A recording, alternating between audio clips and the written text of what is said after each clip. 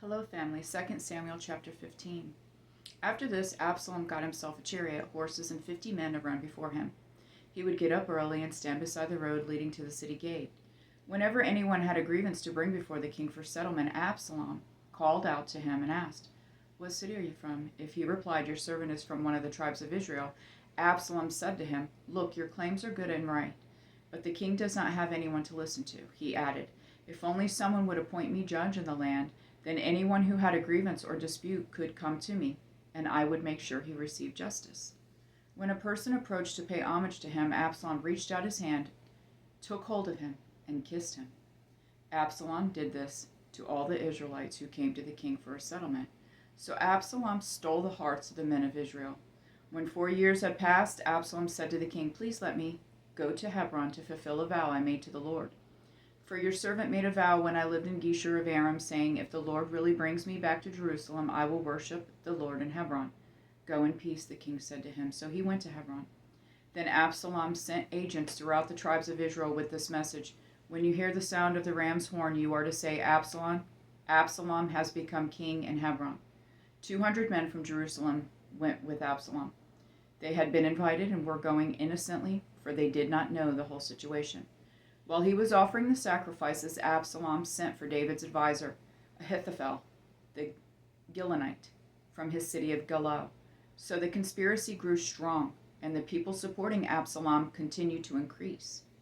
Then an informer came to David and reported, "The hearts of the men of Israel are with Absalom." David said to all the servants with him in Jerusalem, "Get up, we have to flee, or we will not escape from Absalom. Leave quickly, or he will overtake so quickly, heap disaster on us, and strike the city with the edge of the sword." The king's servants said to the king, "Whatever my lord the king decides, we are your servants." Then the king set out, and his entire household followed him, but he left behind 10 concubines to take care of the palace. So the king set out, and all the people followed him. They stopped at the last house, while all his servants marched past him. Then all the Cherethites, the Pelethites, and the people of Gath, 600 men who came with him from there, marched past the king. The king said to Ittai of Gath, "Why are you also going with us? Go back and stay with the new king, since you're both a foreigner and an exile from your homeland. Besides, you only arrived yesterday. Should I make you wander around with us today while I go wherever I can? Go back and take your brothers with you. May the Lord show you kindness and faithfulness." But in response, Ittai vowed to the king, "As the Lord lives, and as my lord the king lives, wherever my lord the king is, whether it means life or death, your servant will be there." "March on," David replied to Ittai. So Ittai of Gath marched past with all his men and the descendants who were with him. Everyone in the countryside was weeping loudly, while all the people were marching out of the cities. As the king was crossing the Kidron Valley, all the people were marching past on the road that leads to the wilderness. Zadok was also there, and all the Levites with him were carrying the Ark of the Covenant of God. They set the Ark of God down, and Abiathar offered sacrifices until the people had finished marching past. Then the king instructed Zadok, "Return the Ark of God to the city. If I find favor with the Lord, he will bring me back and allow me to see both it and its dwelling place. However, if he should say, 'I do not delight in you,' then here I am. He can do with me whatever pleases him."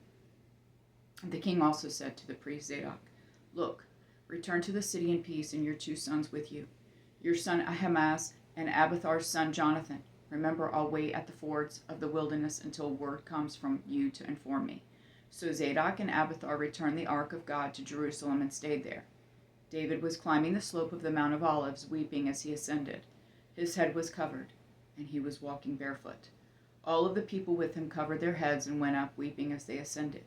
Then someone reported to David, "Ahithophel is among the conspirators with Absalom." "Lord," David pleaded, "please turn the counsel of Ahithophel into foolishness." When David came to the summit where he used to worship God, Hushai the Archite was there to meet him, with his robe torn and dust on his head.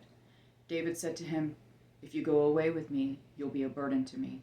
But if you return to the city and tell Absalom, 'I will be your servant, your majesty, previously I was your father's servant, but now I will be your servant,' then you can counteract Ahithophel's counsel for me.